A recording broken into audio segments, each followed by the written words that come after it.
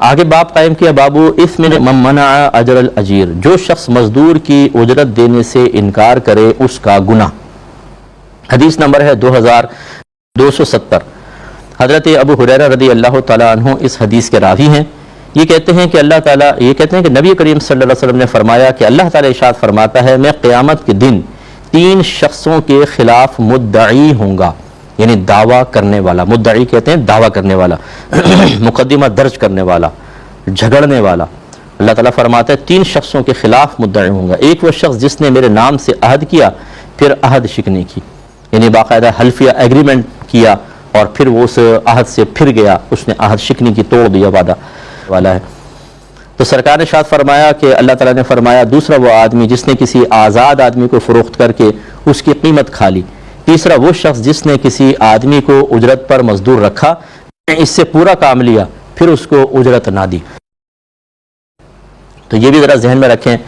ہمارے ہاں بعض اوقات ہمارے خود ساختہ بنائے ہوئے اصول ہوتے ہیں جو اس طرح کے معاملات کو جنم دیتے ہیں۔ مثال کے طور پہ اکثر اداروں کے اندر ایسا ہوتا ہے کہ آپ سے کام کروا کے 1 ماہ کی تنخواہ روک لی جاتی ہے اور پھر اگلے ماہ کی تنخواہ دی جاتی ہے، اور یہ تنخواہ روکنا اس لیے ہوتا ہے تاکہ ایک آدمی نکل کر بھاگ نہ جائے۔ محنت کروا لی، عمل پورا حاصل کر لیا لیکن اس کی اجرت نہیں دی،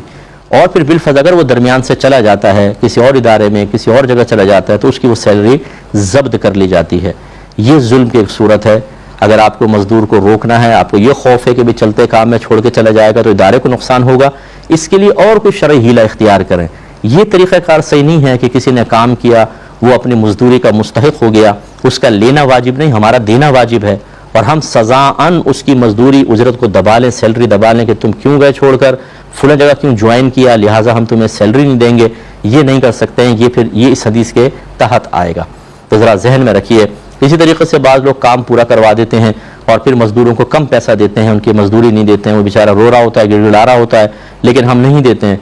رنگ کروا لیا، پیسے تھوڑے دے دیے۔ جو ایک تو ہمارے یہاں خرابی یہ ہوتی ہے کہ ہم پہلے طے نہیں کرتے ہیں، ہم کہتے ہیں جی رنگ کروانا ہے، جو مرضی دے دیجیے گا، چلو اچھا شروع کر لو۔ بھائی کیوں شروع کر لو؟ جو مرضی دے دیجیے گا، یہ تو جھگڑے کا ایک اصل سبب ہے۔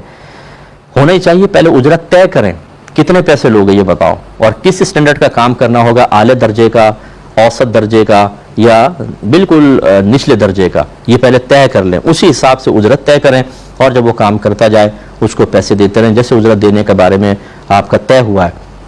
اب ہوتا یہ ہے کہ فرض کر لیں اگر آپ نے طے نہیں کی کوئی اجرت اور کام پہ لگا دیا ہے تو اجرت مثل ویسے لازم ہوتی ہے، یعنی اتنے کام کا جو عام طور پہ مزدور لیتے ہیں وہی دینا ہوتا ہے، لیکن اجرت پہلے متعین نہ کرنے کی بنا پر دونوں گناہ گار ہوں گے۔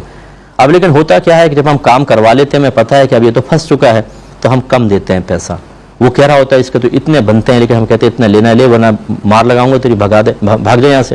تو چونکہ ہم طاقتور ہوتے ہیں، چونکہ 4 ہمارے آدمی کھڑے ہوتے ہیں، وہ بیچارہ مزدور وہ روتا ہوا یا منہ بنا کے چلا جاتا ہے، لیکن ہم نے اس کی اجرت چونکہ دبا لی، برود قیامت اللہ تعالیٰ کی بارگاہ میں حاضر ہوں گے تو اللہ تعالیٰ فرماتا ہے میں اس کی طرف سے مدعی ہوں گا،